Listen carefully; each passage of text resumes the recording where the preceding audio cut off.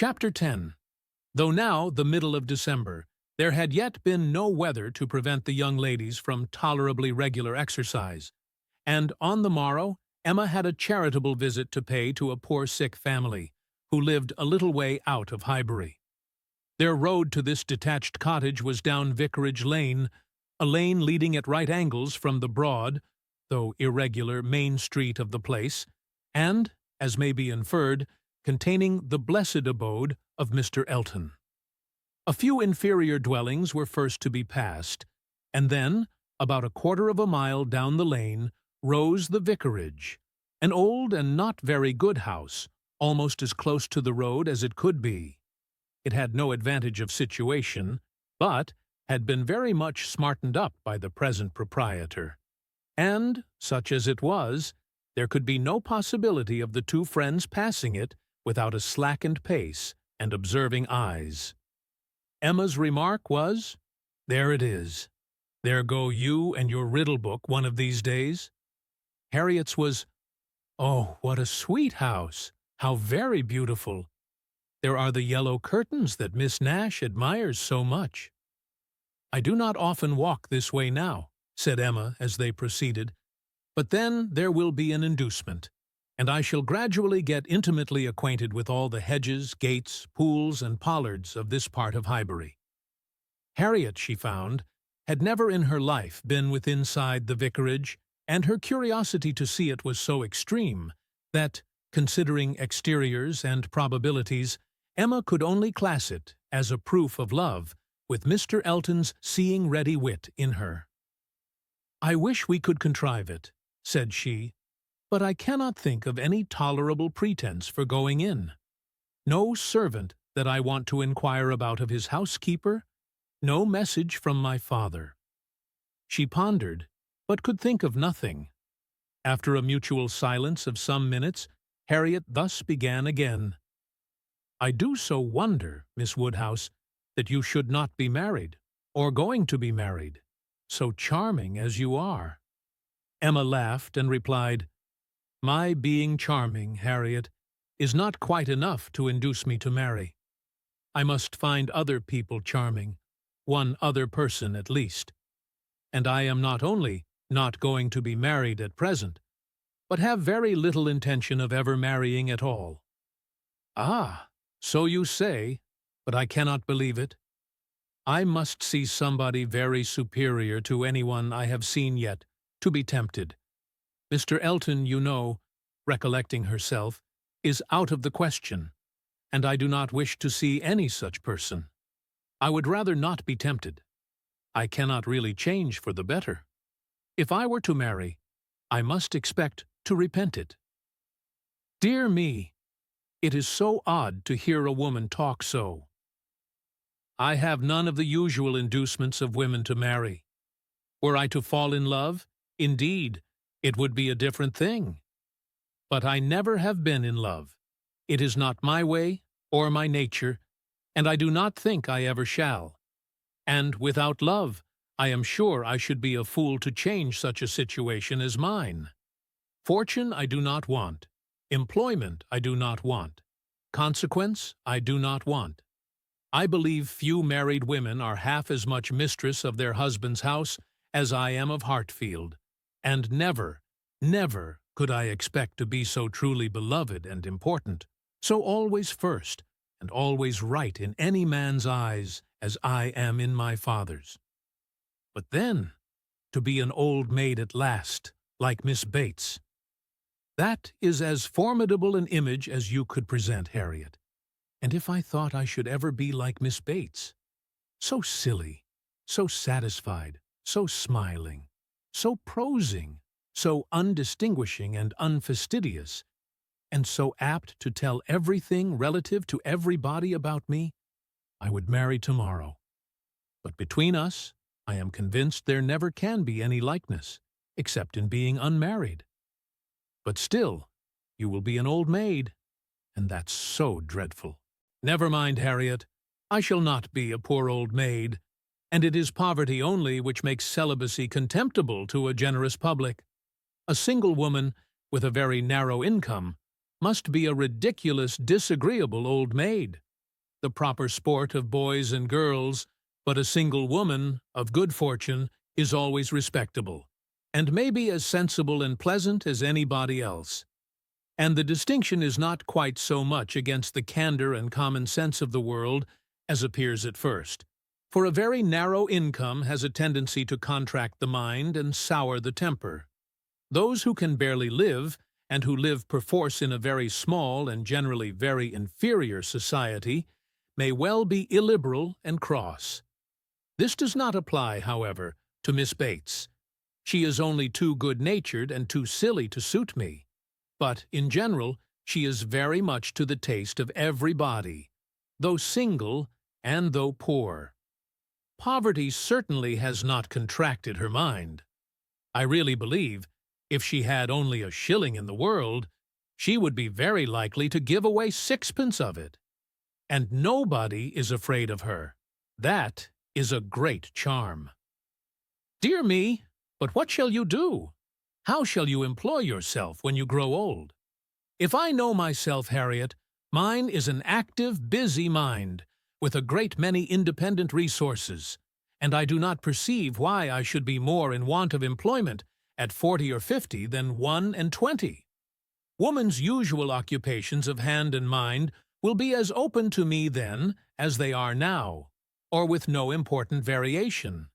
If I draw less, I shall read more. If I give up music, I shall take to carpet work.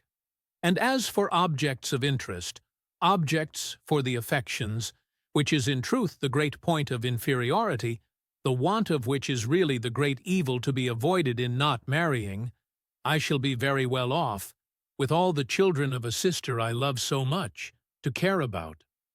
There will be enough of them, in all probability, to supply every sort of sensation that declining life can need. There will be enough for every hope and every fear. And though my attachment to none can equal that of a parent, it suits my ideas of comfort better than what is warmer and blinder. My nephews and nieces, I shall often have a niece with me. Do you know Miss Bates's niece?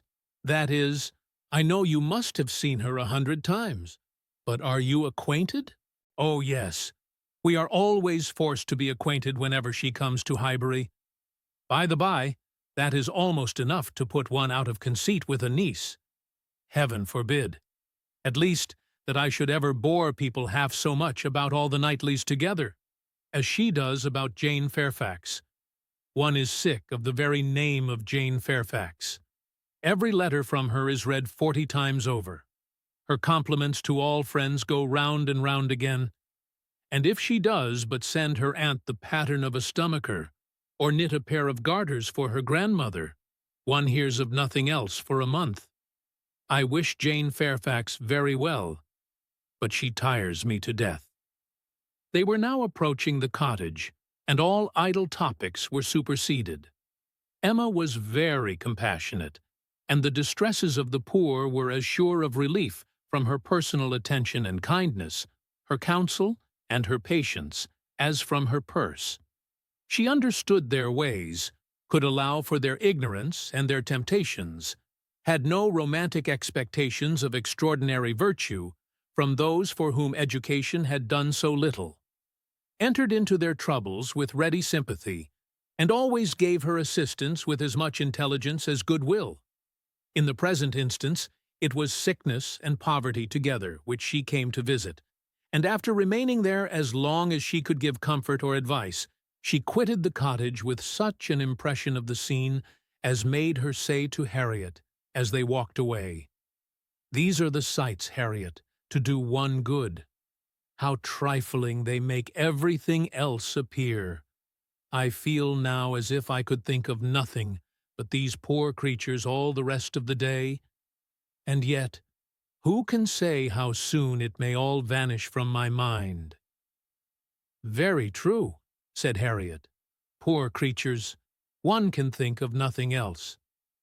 And really, I do not think the impression will soon be over," said Emma, as she crossed the low hedge and tottering footstep which ended the narrow, slippery path through the cottage garden, and brought them into the lane again. I do not think it will, stopping to look once more at all the outward wretchedness of the place, and recall the still greater within. "Oh, dear, no," said her companion. They walked on. The lane made a slight bend, and when that bend was passed, Mr. Elton was immediately in sight, and so near as to give Emma time only to say farther, "Ah, Harriet, here comes a very sudden trial of our stability in good thoughts. Well," smiling, "I hope it may be allowed that if compassion has produced exertion and relief to the sufferers, it has done all that is truly important. If we feel for the wretched enough to do all we can for them, the rest is empty sympathy, only distressing to ourselves." Harriet could just answer, "Oh, dear, yes," before the gentleman joined them. The wants and sufferings of the poor family, however, were the first subject on meeting. He had been going to call on them. His visit he would now defer. But they had a very interesting parley about what could be done and should be done. Mr. Elton then turned back to accompany them. To fall in with each other on such an errand as this, thought Emma, to meet in a charitable scheme. This will bring a great increase of love on each side. I should not wonder if it were to bring on the declaration. It must, if I were not here. I wish I were anywhere else. Anxious to separate herself from them as far as she could, she soon afterwards took possession of a narrow footpath, a little raised on one side of the lane, leaving them together in the main road. But she had not been there 2 minutes, when she found that Harriet's habits of dependence and imitation were bringing her up too, and that, in short, they would both be soon after her. This would not do. She immediately stopped, under pretense of having some alteration to make in the lacing of her half-boot, and stooping down in complete occupation of the footpath, begged them to have the goodness to walk on, and she would follow in half a minute. They did as they were desired, and by the time she judged it reasonable to have done with her boot, she had the comfort of farther delay in her power, being overtaken by a child from the cottage, setting out, according to orders, with her pitcher, to fetch broth from Hartfield. To walk by the side of this child and talk to and question her was the most natural thing in the world, or would have been the most natural, had she been acting just then without design. And by this means the others were still able to keep ahead, without any obligation of waiting for her. She gained on them, however, involuntarily. The child's pace was quick, and theirs rather slow, and she was the more concerned at it, from their being evidently in a conversation which interested them. Mr. Elton was speaking with animation, Harriet listening with a very pleased attention, and Emma, having sent the child on, was beginning to think how she might draw back a little more, when they both looked around, and she was obliged to join them. Mr. Elton was still talking, still engaged in some interesting detail, and Emma experienced some disappointment when she found that he was only giving his fair companion an account of the yesterday's party at his friend Cole's, and that she was come in herself for the Stilton cheese, the North Wiltshire, the butter, the celery, the beetroot, and all the dessert. This would soon have led to something better, of course, was her consoling reflection. Anything interests between those who love, and anything will serve as introduction to what is near the heart. If I could but have kept longer away? They now walked on together quietly, till within view of the vicarage pales, when a sudden resolution, of at least getting Harriet into the house, made her again find something very much amiss about her boot, and fall behind to arrange it once more. She then broke the lace off short, and dexterously throwing it into a ditch, was presently obliged to entreat them to stop, and acknowledged her inability to put herself to rights, so as to be able to walk home in tolerable comfort. "Part of my lace is gone," said she, "and I do not know how I am to contrive. I really am a most troublesome companion to you both. but I hope I am not often so ill-equipped. Mr. Elton, I must beg leave to stop at your house and ask your housekeeper for a bit of riband or string, or anything just to keep my boot on." Mr. Elton looked all happiness at this proposition, and nothing could exceed his alertness and attention in conducting them into his house and endeavoring to make everything appear to advantage. The room they were taken into was the one he chiefly occupied, and, looking forwards, behind it was another with which it immediately communicated. The door between them was open, and Emma passed into it with the housekeeper to receive her assistance in the most comfortable manner. She was obliged to leave the door ajar as she found it, but she fully intended that Mr. Elton should close it. It was not closed, however, it still remained ajar, but by engaging the housekeeper in incessant conversation, she hoped to make it practicable for him to choose his own subject in the adjoining room. For 10 minutes she could hear nothing but herself. It could be protracted no longer. She was then obliged to be finished and make her appearance. The lovers were standing together at one of the windows. It had a most favorable aspect, and for half a minute Emma felt the glory of having schemed successfully. But it would not do. He had not come to the point. He had been most agreeable, most delightful. He had told Harriet that he had seen them go by and had purposely followed them. Other little gallantries and allusions had been dropped, but nothing serious. Cautious, very cautious, thought Emma. He advances inch by inch, and will hazard nothing till he believes himself secure. Still, however, though everything had not been accomplished by her ingenious device, she could not but flatter herself that it had been the occasion of much present enjoyment to both, and must be leading them forward to the great event.